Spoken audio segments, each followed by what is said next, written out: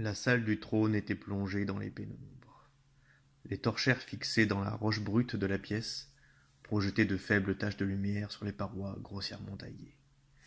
Une immense statue humanoïde à 4 bras ornait le fond de la pièce. Elle était si grande qu'elle était sculptée voûtée et semblait tenir avec difficulté dans l'excavation. Cela lui donnait un air pesant sur la pièce, et les cultistes qui y entraient pour voir le maître étaient plongés dans une atmosphère extatique. Les jeux de lumière et d'ombre se mouvaient lentement, donnant l'impression que la statue, le trône et la créature assise dessus avaient des gestes étranges et lancinants. Pourtant, le Dieu vivant était bien immobile. Plic, ploc. Les cultistes étaient venus quelques jours auparavant. Le patriarche avait donné ses derniers ordres à ses Magus et Primus. Les Nexos avaient bien sûr déjà préparé l'ensemble des logistiques et toutes les éventualités qui en découlaient. Plic, ploc. Les troupes d'hybrides et les serviteurs sur la planète avaient reçu le signal.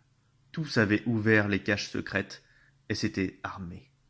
Les ressources volées et pillées furent réunies pour la guerre à venir. Les fidèles serviteurs égorgèrent leurs proches, frères, sœurs ou parents qui n'étaient pas du culte.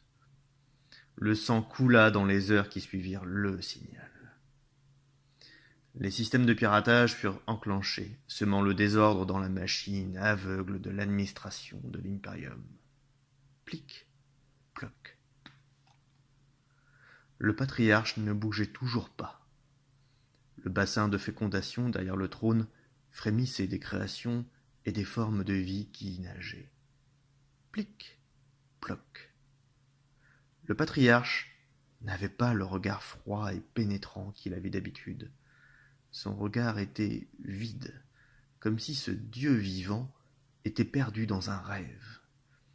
Dans son esprit, il y avait un bruit, un son qui était ténu au début et qui se renforça au fil des jours. Le son devint si fort que le patriarche resta cloîtré et paralysé sur son trône.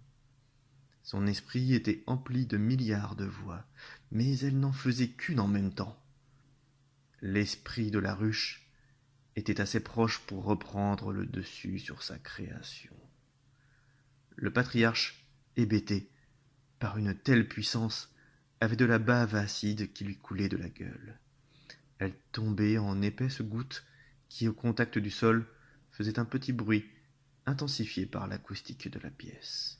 Plic, ploc.